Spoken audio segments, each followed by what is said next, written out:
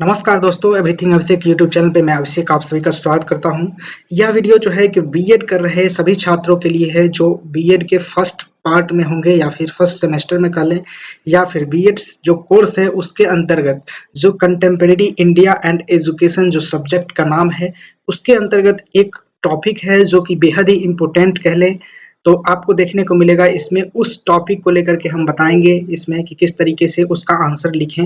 कि आप परीक्षा में पूरा नंबर प्राप्त कर सके। आप जैसे भी देख सकते हैं, थंबनेल में भी देखे होंगे कि किस तरीके से हम परीक्षा में उत्तर लिखें कि हमें पूरा नंबर मिले। तो आइए उन सभी पद्धति को जानेंगे और साथ ही साथ यह जो टॉपिक है enhancement of quality education in secondary school, इसको भी हम देखेंगे, एग्जाम्पल के साथ देखने की समझने की कोशिश करेंगे। आइए आगे बढ़ते हैं। सबसे पहले हम आपको बताना चाहेंगे कि अगर आप हमारे इस चैनल पर नए हैं तो प्लीज सब्सक्राइब करके बेल आइकन प्रेस कीजिए ताकि आपको नए वीडियो का नोटिफिकेशन समय से मिल सके। वीडियो को लाइक कर दीजिएगा क्योंकि बीएड वीडियो को जो बनाने में थोड़ा सा मेहनत लगता है, तो उसके लिए आप प्लीज लाइक करिएगा, शेयर कर दीजिएगा दोस्तों के साथ। आगे बढ़ेंगे तो देखने को मिलेगा, सबसे पहले हम आपको दिखाते हैं कि जो हमने गेस क्वेश्चन बताया था कि 15 गेस क्वेश्चन 2024 के लिए बेहद ही इंपोर्टेंट है फाइनल एग्जामिनेशन के लिए, तो वो आपके स्क्रीन पे दिख रहे होंगे। अगर आप यह पीडीएफ प्राप्त करना चाहते हैं तो हमारे ऑफिशियल वेबसाइट जो everythingabhishek.blogspot.com वेबसाइट है, जो कि पहले ही वीडियो में आपको फ्लैश हुए होंगे वीडियो के शुरू में ही, तो उस वेबसाइट पे जाइए। अगर आप नहीं वहां से जा सकते तो प्लीज वीडियो के डिस्क्रिप्शन में जाइए, वहां पर वेबसाइट का लिंक है, वहां से आप जा सकते हैं। इस गेस क्वेश्चन में हमने बताया था 15 महत्वपूर्ण क्वेश्चन जो कि बीएड के लिए बेहद ही महत्वपूर्ण हो जाते हैं, फर्स्ट पार्ट जो बीएड के होते हैं उसके लिए या फिर फर्स्ट सेमेस्टर के पहले। और ये जो गेस क्वेश्चन हमने बनाया था, यह गेस क्वेश्चन जो है कि एनसीटी के जो सिलेबस है जो कि ऑल ओवर इंडिया को फॉलो करके हमने बनाया था, इसी का जो है कि 12 नंबर क्वेश्चन आपको देखने को मिलेगा। तो आप देख सकते हैं, मैं दिखा दूं इसमें कि बहुत सारे क्वेश्चन है इस तरीके से, और इस सभी का आंसर हमारे इस चैनल पे उपलब्ध है। अगर आपको नहीं मिल रहा है इसका आंसर तो प्लीज आप मुझे कमेंट करिए कि कौन से क्वेश्चन का आपको आंसर नहीं मिल रहा, तो मैं उसका वीडियो बनाकर दे दूंगा या फिर आपको वीडियो वो मैं लिंक आपको प्रोवाइड कर सकता हूँ। यहाँ पर आप देखेंगे 12 नंबर क्वेश्चन में भी पूछा जा रहा है कि what can be done to enhancement quality in secondary school, discuss in details, यानी कि माध्यमिक विद्यालयों में गुणवत्ता में सुधार करने के लिए क्या किया जा सकता है, इसकी विस्तार से चर्चा करने को कहा जा रहा है। यानी कि गुणवत्तापूर्ण शिक्षा के बारे में मेन टॉपिक आप समझ सकते हैं इसको। ये 11 नंबर क्वेश्चन और 12 नंबर क्वेश्चन दोनों लगभग में सेम ही है, और थोड़ा बहुत आप डिफरेंस करके कुछ उसमें गवर्नमेंट की जो योजना चल रही है उसको आप डिस्क्राइब करके उस क्वेश्चन का जवाब अच्छे तरीके से लिख सकते हैं। अब चलते हैं वीडियो में आगे बढ़ते हैं और वहां पे जानते हैं कि इस जो क्वेश्चन इस वीडियो के अंतर्गत जो हमने शुरू में बताया था इसका आंसर किस तरीके से हम लिख लें ताकि हमें पूरा नंबर प्राप्त कर सके और अच्छे मार्क से हम बीएड को फाइनल कर सके। देखते हैं, यहाँ पर आपको देखने को मिलेगा जिसमें कि आप देख सकते हैं कि सबसे पहले आपको किसी भी क्वेश्चन का इंट्रोडक्शन लिखने की जरूरत होती है। इंट्रोडक्शन जब तक आप नहीं लिखेंगे तब तक आपको जो है कि पूरा मार्क नहीं मिल सकता। इसके बारे में इंट्रोडक्शन किस तरीके से लिख सकते हैं, यानी कि यहाँ पर आप टॉपिक देखें तो टॉपिक पूछा जा रहा है कि enhancement of quality education. Main जो टॉपिक है इसमें क्वालिटी एजुकेशन से रिलेटेड है, यानी कि यह जो क्वेश्चन जो पूछा गया है या किससे रिलेटेड है, क्वालिटी और क्वालिटी एजुकेशन से। तो हमें इंट्रोडक्शन में क्वालिटी एजुकेशन के बारे में थोड़ा जानकारी लिखनी होगी। इस तरीके से हम लिख सकते हैं कि quality education in secondary school encompasses a multifaceted approach is aimed at the provide a student with comprehensive learning experience that prepare them for success in future education, career and society। उसके बाद आप लिख सकते हैं इस तरीके से कि it goes beyond simply imparting knowledge and focus on developing critical thinking skill, fostering creativity, उसके बाद nurturing emotion intelligence and promoting social responsibility। अब जाने कि enhancing the quality education of enhancing the quality of education in secondary school involve the various studies aim to improving teaching methodologies, curriculum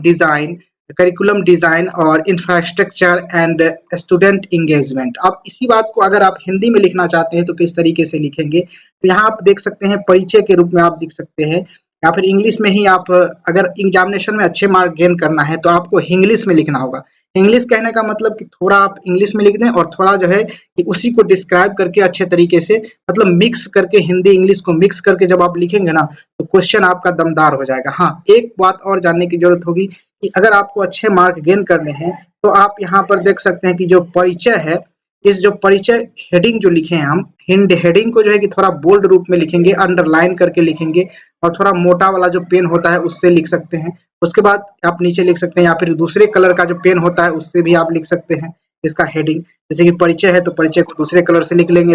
red हम नहीं use करेंगे, green को use कर लेंगे या फिर जो पिंक होता है उसको यूज कर लेंगे। इस तरीके से कलरफुल पेन अवेलेबल होते हैं मार्केट में, उस तरीके से हम लिखेंगे तो निश्चित रूप से आपका जो कॉपी होगा, आंसर जो होगा वो दमदार हो जाएगा। यहाँ से हम जानते हैं आगे बढ़ते हुए कि हिंदी में इस परिचय को हम किस तरीके से लिखेंगे। तो माध्यमिक विद्यालय में गुणवत्तापूर्ण शिक्षा एक बहुआयामी दृष्टिकोण को दर्शाती है। निश्चित रूप से जिसका जो है कि उद्देश्य छात्रों को व्यापक शिक्षण अनुभव प्रदान करना होता है, जो उन्हें आगे की शिक्षा या फिर करियर, जो भी उनका करियर होगा, जो लक्ष्य होगा उनमें या फिर समाज में सफलता के लिए तैयार करता है। यह केवल ज्ञान प्रदान करने से परे है, यानी कि यह जो केवल है गुणवत्ता शिक्षा की जब हम बात कर रहे होते हैं तो गुणवत्ता शिक्षा केवल ही केवल ज्ञान प्राप्त कर लेने की बात नहीं करता, केवल ही केवल ज्ञान प्राप्त करने की बात नहीं करता। वह जो बात करता है वह महत्वपूर्ण सोच कौशल को विकसित करने, रचनात्मकता को बढ़ावा देने, भावनात्मक बुद्धिमत्ता का विकास करने, इन सभी बातों पर बढ़ावा देता है, इन सभी बातों को बढ़ावा देता है, यानी कि सामाजिक जिम्मेदारी को बढ़ावा देता है। इस तरीके के जो चीज हैं इन सभी को बढ़ावा देता है गुणवत्तापूर्ण शिक्षा। आप समझ सकते हैं इस बात को। अब आगे बढ़ेंगे तो इसी में आप लिख सकते हैं इस तरीके से कि माध्यमिक विद्यालय में शिक्षा की गुणवत्ता बढ़ाने में शिक्षण पद्धतियों, पाठ्यक्रम डिजाइन, बुनियादी ढांचे और छात्र का जुड़ाव, ये महत्वपूर्ण पॉइंट है कि छात्र का एंगेजमेंट जब तक नहीं होगा हमारे साथ, शिक्षक के साथ, तो आप किसी भी छात्र को पढ़ा नहीं सकते हैं, किसी भी छात्र को सिखा नहीं सकते हैं। यही बात यहाँ पर कहा जा रहा है कि छात्र से जुड़ाव में सुधार लाने के उद्देश्य से विभिन्न सुधार निम्नलिखित है। अब जो पॉइंट है उसको हम जानेंगे।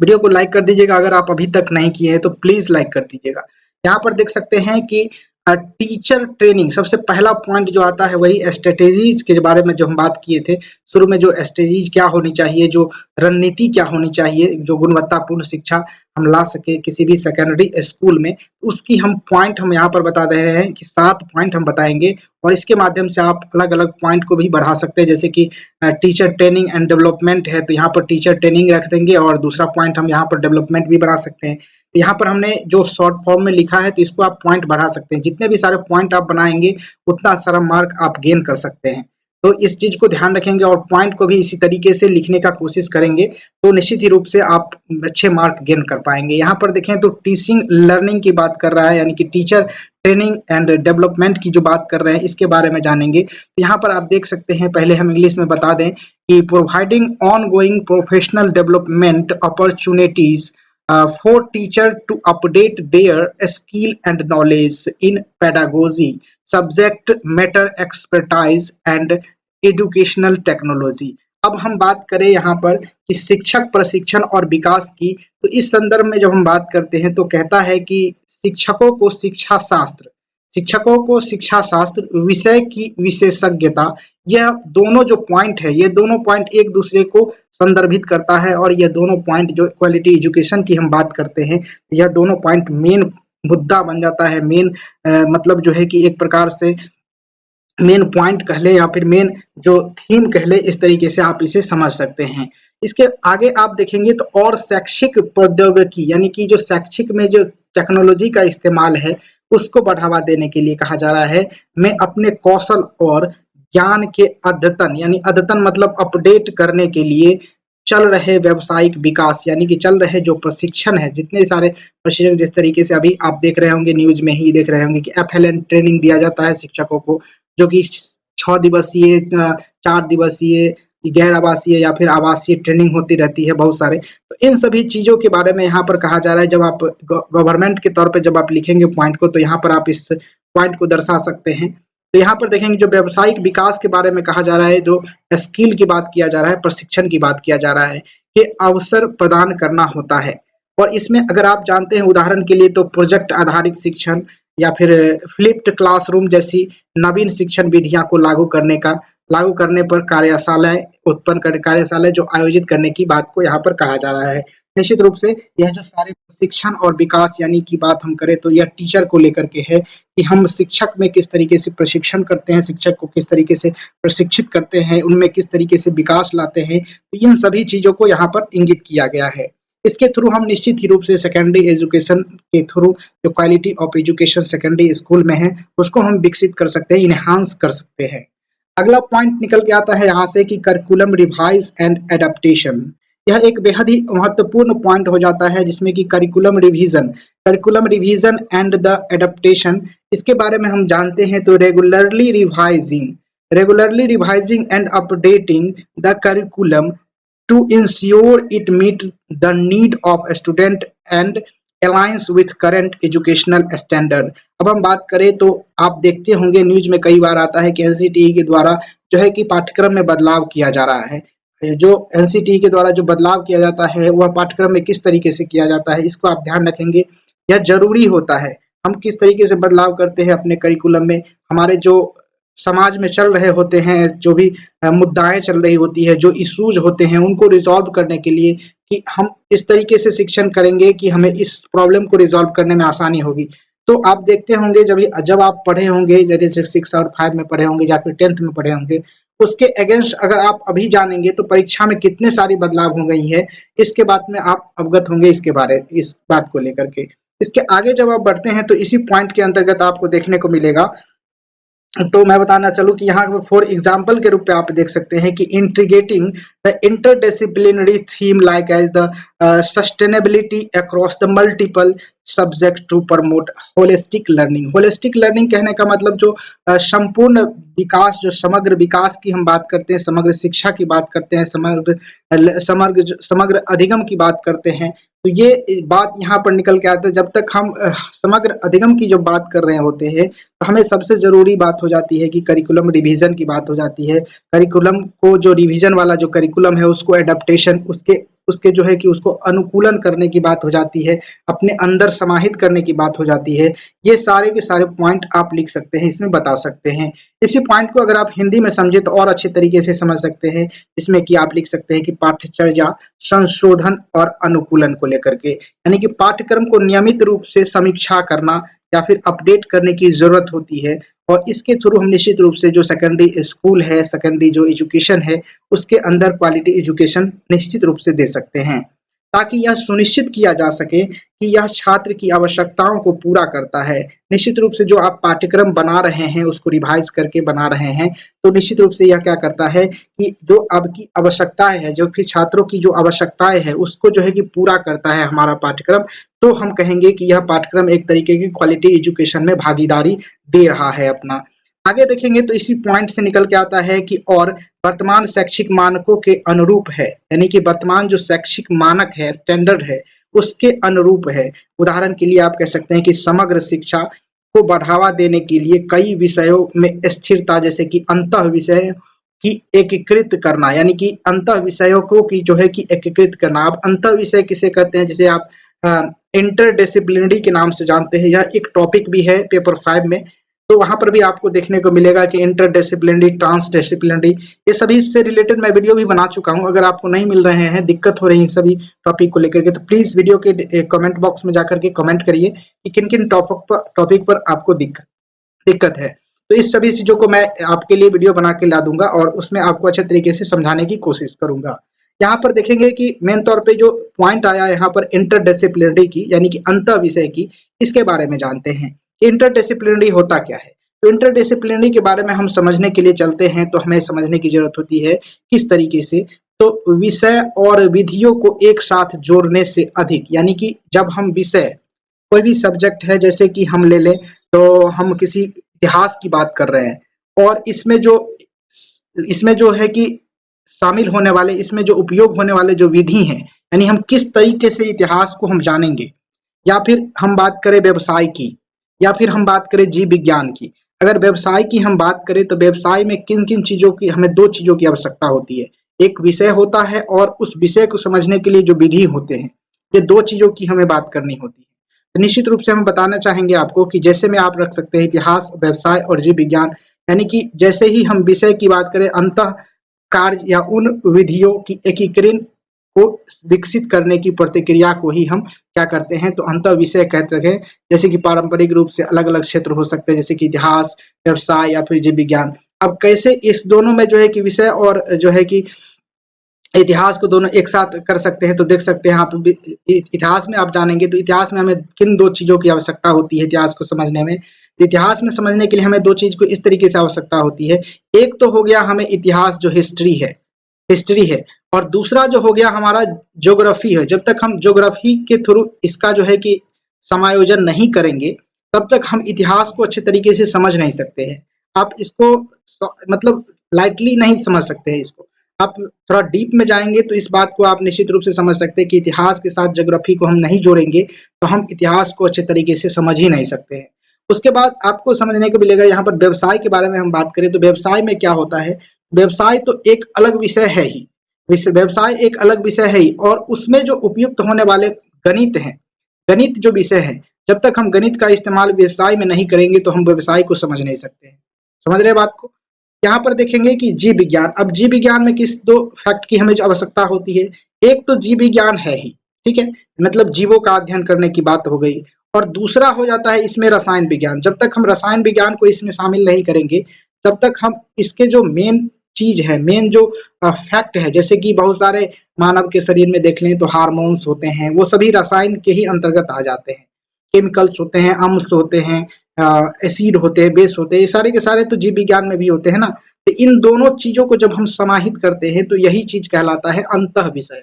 मुझे आशा है कि आप अंतः विषय या फिर इंटरडिसिप्लिनरी के बारे में अच्छे तरीके से समझ गए होंगे। आगे बढ़ेंगे तो नेक्स्ट पॉइंट आपको देखने को मिलेगा, जिसमें हम देखेंगे इन्हांसमेंट ऑफ क्वालिटी एजुकेशन की हम बात कर रहे थे। तो इस टॉपिक में हम देखेंगे कि इस जो पॉइंट है, इस पॉइंट के अंतर्गत देखेंगे कि यूटिलाइजेशन ऑफ टेक्नोलॉजी। हम यूटिलाइज करेंगे टेक्नोलॉजी की, तो निश्चित रूप से हमें सेकेंडरी एजुकेशन में, सेकेंडरी स्कूल में इन्हांस कर सकते हैं क्वालिटी एजुकेशन को। अब इस पॉइंट को हम किस तरीके से डिस्क्राइब कर सकते हैं, उसके लिए हम जानेंगे यहाँ से। Integrating the technology into the teaching practice to enhance learning experiences. This could involve providing a student with access to educational apps,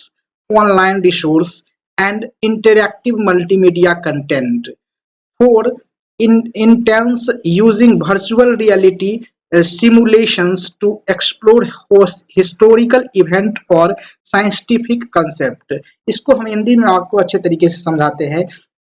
English वाले बच्चे तो समझ गए होंगे, हिंदी में आपको समझाते हैं कि प्रौद्योगिकी का हम उपयोग करके निश्चित ही रूप से सेकेंडरी स्कूल में जो क्वालिटी एजुकेशन है उसको हम बढ़ा सकते हैं, वृद्धि कर सकते हैं, इनहांस कर सकते हैं।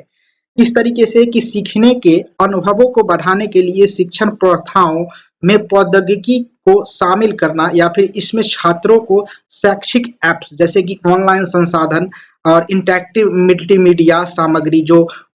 वीडियो वगैरह होते हैं, किसी भी चीज को जो ट्यूटोरियल होते हैं, ट्यूटोरियल जिसे कहते हैं कि जिसे किसी भी चीज को, किसी भी प्रैक्टिकल को लेकर के जब हम ट्यूटोरियल बनाते हैं, इस तरीके से पहला स्टेप ये हुआ, सेकंड स्टेप ये हुआ, दूसरा तीसरा स्टेप ये चीज होता है। तो ये इंटरेक्टिव मल्टीमीडिया के सामग्री के अंतर्गत आता है। ऑनलाइन संसाधन आप जानती होंगे, जो वेबसाइट हो गए, ब्लॉग्स हो गए, यूट्यूब वीडियोस हो गए, और शैक्षिक एप्स के बारे में तो आप पता ही होगा आप लोगों को निश्चित रूप से। इन सभी चीजों को हम जब शिक्षण में या फिर अपने शिक्षा के अंदर या फिर अपने विद्यालय में जब हम शामिल करेंगे तो निश्चित रूप से हम क्वालिटी एजुकेशन की बढ़ावा की बात कर रहे होंगे। पहुंच प्रदान करना शामिल हो सकता है, ये तो हमने बता ही दिया। उदाहरण के लिए आप जान सकते हैं जैसे कि ऐतिहासिक घटनाओं या फिर वैज्ञानिक अवधारणाओं को पता लगाने के लिए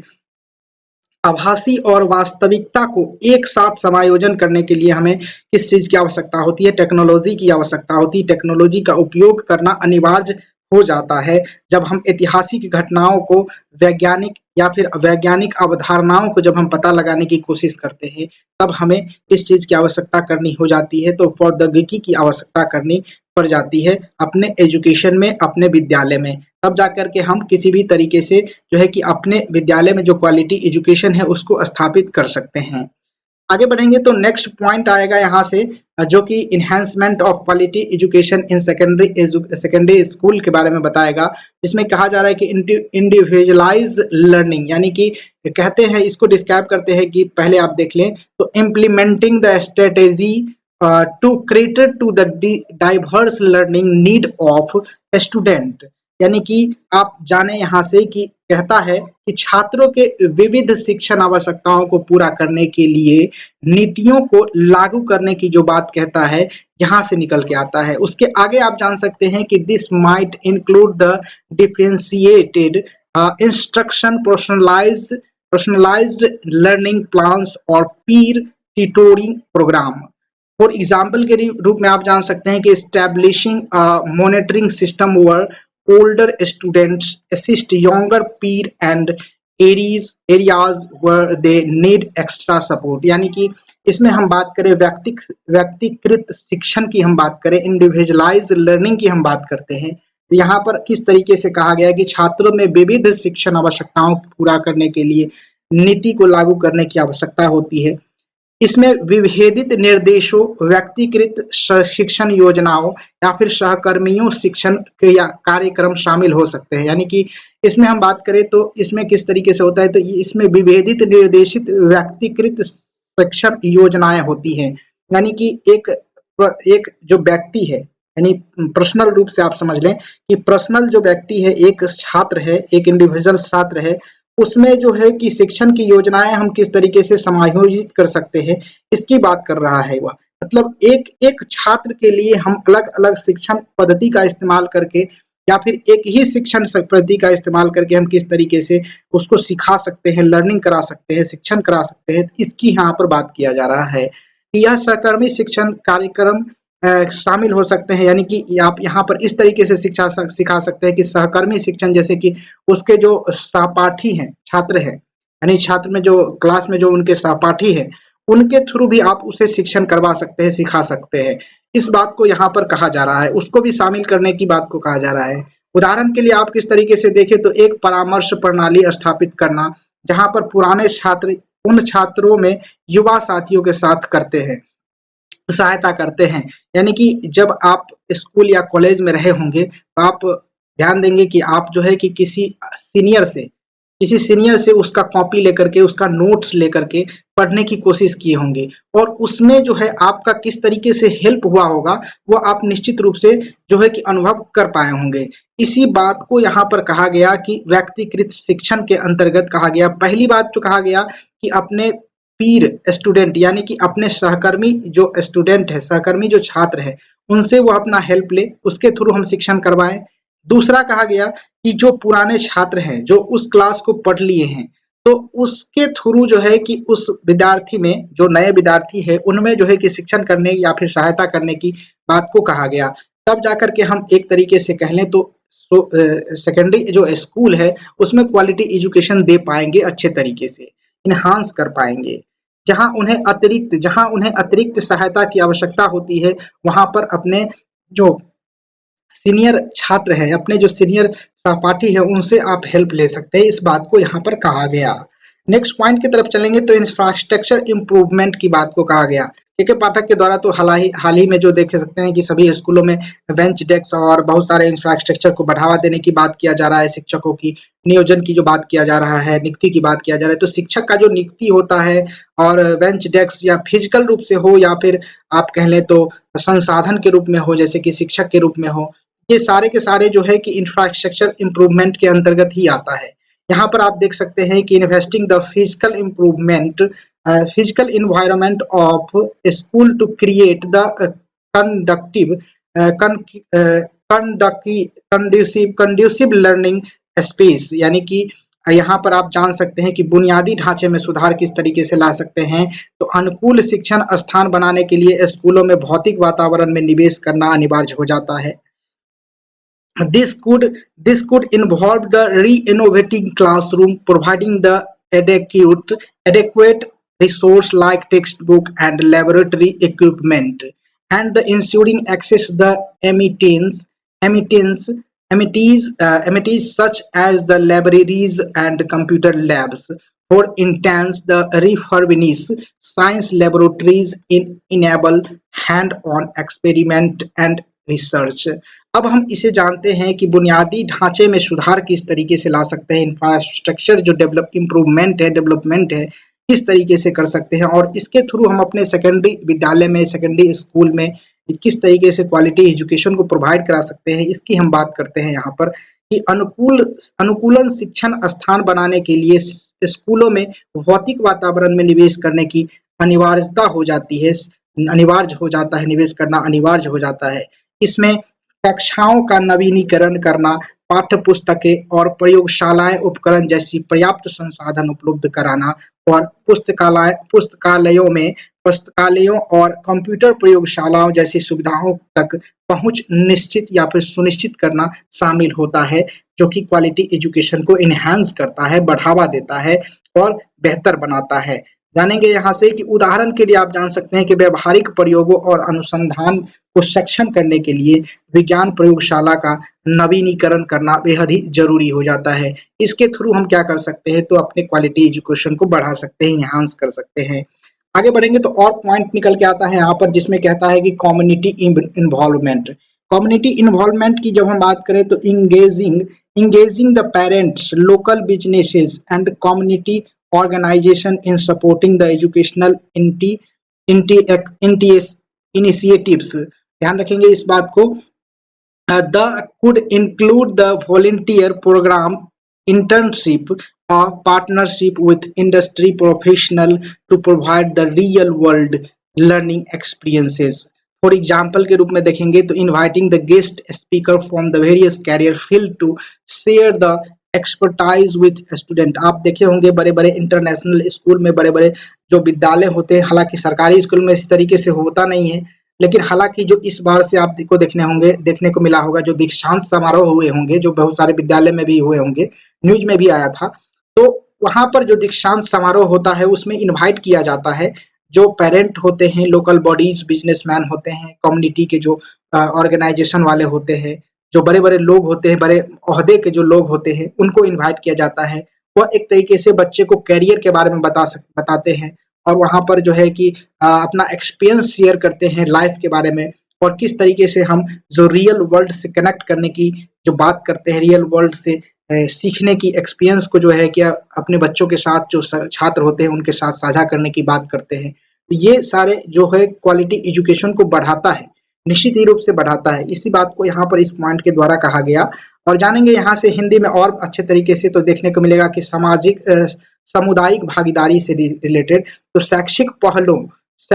पहलों के समर्थन में माता पिता, स्थानीय व्यवसाय और समुदाय संगठनों को शामिल करके हम निश्चित रूप से क्वालिटी एजुकेशन को बढ़ा सकते हैं सेकेंडरी स्कूल में। और इसमें जो है कि वास्तविक दुनिया के सीखने के अनुभव प्रदान करने के लिए स्वयं से भी कार्यक्रम जैसे कि इंटर्नशिप या फिर उद्योग पेशेवर के साथ साझेदारी शामिल हो सकती है। उदाहरण के लिए आप देख सकते हैं कि छात्रों के साथ अपनी विशेषज्ञता साझा करने के लिए विभिन्न कैरियर के क्षेत्रों से अतिथि वक्ताओं को आमंत्रित करके हम इसके जो छात्र है उसमें जो है कि कैरियर को लेकर के, उनके जो लक्ष्य है उसको लेकर के, उद्देश्य को लेकर के उन्हें हम मोटिवेट कर सकते हैं, उन्हें हम रास्ता दिखा सकते हैं। तो यह एक प्रकार का क्वालिटी एजुकेशन की बात कहता है यहाँ से। उसके बाद निकल के आता है नेक्स्ट पॉइंट जो असेसमेंट एंड फीडबैक मैकेनिज्म की बात करता है। असेसमेंट एंड फीडबैक मैकेनिज्म की हम बात करें तो कहते हैं कि जब तक किसी भी चीज का मूल्यांकन न किया जाए, उसकी जो है कि परख नहीं किया जाए, तो निश्चित रूप से वह बेकार ही साबित हो जाता है। तो यह एक महत्वपूर्ण पॉइंट हो जाता है और यहाँ से हम इसके थ्रू हम जान सकते हैं, इस पॉइंट के थ्रू हम जान सकते हैं कि implementing the regular assessment to monitor student progress and provide the constructive feedback for improvement. यानी कि कंस्ट्रक्टिव फीडबैक भी लेना हमें जरूरी हो जाता है कि बच्चे को जो हमने सिखाया, जो हमने पढ़ाया, उसका वह सही तरीके से उपयोग कर पाता है या नहीं, उसका किस तरीके से वह रिस्पॉन्स लिया, किस तरीके से उसे अपने अंदर समायोजित किया, इन सभी चीज़ों को जानने की आवश्यकता हो जाती है। और इन सभी चीज़ों को जानने के लिए हमें असेसमेंट लेना और जो है कि फीडबैक लेने की जरूरत हो जाती है, तब जाकर के हम क्वालिटी एजुकेशन को इन्हांस कर सकते हैं। This might the involve using a variety of assessment methods such as the formative assessment, peer evaluation and the project portfolios. For instance, introducing a peer review system where students provide feedback on each other work to promote the collaborative learning and the critical thinking skill. जब हम critical thinking skill की जब हम बात करते हैं तो ये एक बेहतरीन जो एक तरीके के निचोड़ को आप समझते हैं कि शिक्षा के अंतर्गत शिक्षा आप हासिल कर लिए, जब तक आप में क्रिटिकल थिंकिंग स्किल नहीं आता है तो किसी भी चीज को लेकर के आप अपना विचार, राय और अपना जो व्यक्तित्व है उसको आप उजागर नहीं कर सकते हैं। ध्यान रखेंगे इस बात को। तो यही बात यहाँ से निकल के आती है जिसमें कहता है असेसमेंट एंड फीडबैक मैकेनिज्म के अंतर्गत जो हम जान सकते हैं किसी भी बच्चे में क्रिटिकल थिंकिंग आया या फिर नहीं आया, और नहीं आया तो क्यों नहीं आया, इसके भी हम जानकारी यहीं से प्राप्त कर सकते हैं इसी पॉइंट के थ्रू। अगर आप इसे हिंदी में जानना चाहें तो निश्चित रूप से आप इस तरीके से जान सकते हैं कि मूल्यांकन और प्रतिक्रिया का जो मैकेनिज्म है उसको आप जान सकते हैं यहाँ से कि छात्रों की प्रगति की निगरानी करने और सुधार के लिए रचनात्मक प्रतिक्रिया प्रदान करने के लिए नियमित मूल्यांकन करना, जिसमें कि विभिन्न मूल्यांकन विधियों जैसे कि रचनात्मक मूल्यांकन हो गया, सहकर्मी मूल्यांकन हो गया और जो है कि परियोजना पोर्टफोलियो का उपयोग शामिल होता है। यानी परियोजना जो पोर्टफोलियो होता है उसे क्या कहते हैं, तो आप असेसमेंट के बारे में जानेंगे तो आप वहां पर अच्छे तरीके से समझ पाएंगे। इसके रिगार्डिंग मेरे जो चैनल है उस पर वीडियो उपलब्ध है जहां पर आप सर्च कर सकते हैं पोर्टफोलियो, निश्चित रूप से आप मिल जाएंगे आपको। उसके बाद देख सकते हैं उदाहरण के लिए हम जाने तो यह सहकर्मी समीक्षा प्रणाली शुरू करना, यहाँ पर छात्र सहयोगात्मक शिक्षण और महत्वपूर्ण सोच कौशल को बढ़ावा देने के लिए एक दूसरे पर काम या फिर प्रतिक्रिया जो करते हैं तो इसी बात को यहाँ पर कहा गया है। निश्चित रूप से आप अच्छे तरीके से समझ रहे होंगे। उसके बाद लास्ट में आपको जो लिखने हैं वह कंक्लूजन लिखना अनिवार्य होता है किसी भी क्वेश्चन का, किसी भी प्रश्न का। आपने जो किस तरीके से जो पॉइंट जो दिए हैं उसमें जो है कंक्लूजन में आपको क्या लिखना होता है, आप अपना विचार, अपना राय लिख सकते हैं। ठीक है, हमने जो पॉइंट दिया है वह तो मतलब जो है कि सब साधारण है, मतलब सभी के लिए है। ठीक है, लेकिन इसमें मेरा विचार क्या है वह निष्कर्ष के थ्रू आप अपना विचार को लिख सकते हैं। इसीलिए यह इम्पोर्टेंस हो जाता है किसी भी प्रश्न का, किसी भी क्वेश्चन का जो आंसर लिखते हैं उसमें कंक्लूजन का यह बेहद ही महत्वपूर्ण जो महत्व होता है उसको आप जान सकते हैं। यहाँ पर देख सकते हैं तो कंक्लूजन आप किस तरीके से लिखेंगे, इसका जो देख सकते हैं कि इस तरीके में जो है किस तरीके से हमने लिखा है। यहाँ पर देखेंगे the enhancing the quality of education in secondary school in multifaceted event that require a holistic approach, the encompassing teacher development, curriculum innovation, technology integration, individualized support and community engagement। समझ सकते हैं बात को किस तरीके से हमने लिखा है। By the embracing by embracing these strategies and the fostering a culture of excellence and innovating, a school can empower a student to thrive academically, personally and professionally, equipping them with the knowledge, skill and value need to success in ever changing world। यानी कि आप इसे जान सकते हैं इस तरीके से कि माध्यमिक विद्यालयों में शिक्षा की गुणवत्ता एक बहुआयामी प्रयास होता है। यानी कि शिक्षा की जो गुणवत्ता बढ़ाने की हम बात करते हैं यह एक बहुआयामी जो प्रयास होता है उसको आप समझ सकते हैं, और जिसके लिए शिक्षक एक विकास पाठ्यक्रम, शिक्षक का विकास, जिसके लिए हमें क्या करना होगा, तो शिक्षक की विकास करना होगा, पाठ्यक्रम में नवाचार करना होगा, प्रौद्योगिकी का एकीकरण करना होगा, व्यक्तिगत समर्थन या फिर सामुदायिक भागीदारी को शामिल करते हुए एक समग्र दृष्टिकोण की आवश्यकता होती है, जिसके थ्रू हम किसी भी स्कूल में, किसी भी एजुकेशन में, किसी भी सेक्टर में हम क्वालिटी एजुकेशन को बढ़ावा दे सकते हैं। इन रणनीतियों को अपनाने और उत्कृष्टता और नवाचार की संस्कृति को बढ़ावा देकर स्कूल छात्रों की अकादमिक, व्यक्तिगत और व्यावसायिक रूप से आगे बढ़ने के लिए सशक्त बनाते हैं। ध्यान रखेंगे इस बात को। जब हम किसी भी छात्र को आगे बढ़ाते हैं, अकादमिक रूप से हो या फिर व्यक्तिगत रूप से हो या फिर व्यावसायिक रूप से हो, किसी भी रूप से हम उसे आगे बढ़ाते हैं और किसी भी रूप से हम उसे सशक्त बनाते हैं, तो हमें इन सभी चीजों की आवश्यकता बेहद ही इम्पोर्टेंट हो जाती है। उन्हें लगातार आगे देखेंगे तो उन्हें लगातार बदलती दुनिया में सफल होने के लिए बदलती दुनिया में सफल होने के लिए आवश्यक ज्ञान, कौशल और मूल्यों से लैस करने की आवश्यकता होती है, जिसके थ्रू हम बच्चे को, छात्र को है कि एक तरीके से सफल इंसान, सफल व्यक्तित्व की जो है कि